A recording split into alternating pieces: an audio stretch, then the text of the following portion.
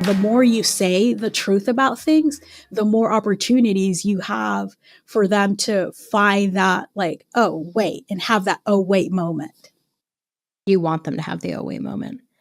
That's such a good take. I'm going to make all my hiring managers listen to this episode. I'll be like, to graduate, you need to listen to this episode with me. Because it's so interesting. I feel like a lot of times I'm working with hiring managers like really want everyone to want the job.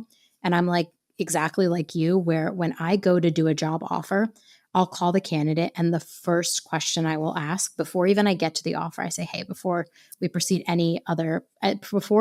further in this conversation, are there any questions you have for me?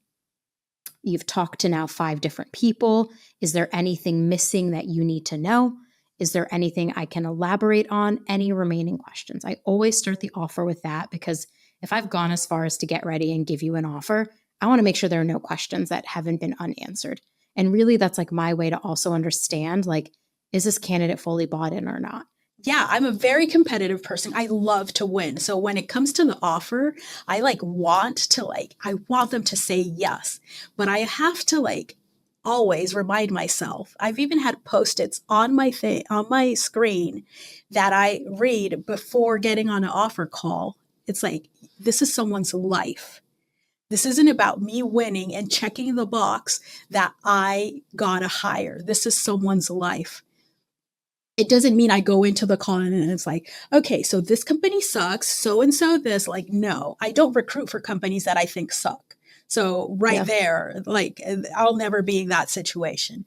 But you want them to ask the questions just like you do. You want to make sure that they know what they're getting themselves into because this is someone's life.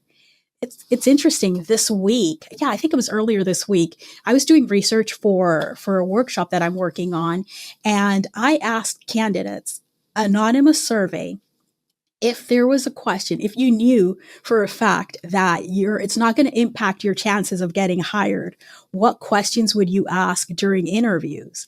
And I've read, yeah, it's so good. And I've read 100% anonymous.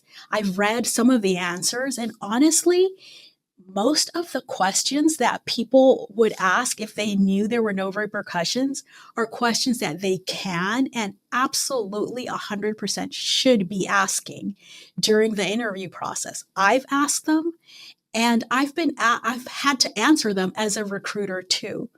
But again, everything's a red flag if you go and people just want a job, right? So they just put on this show. Everyone's on this show and they don't ask what they really want to know. You don't tell them what they really should know. And a year later, we're trying to figure out in a 20-person meeting why our retention is where it is.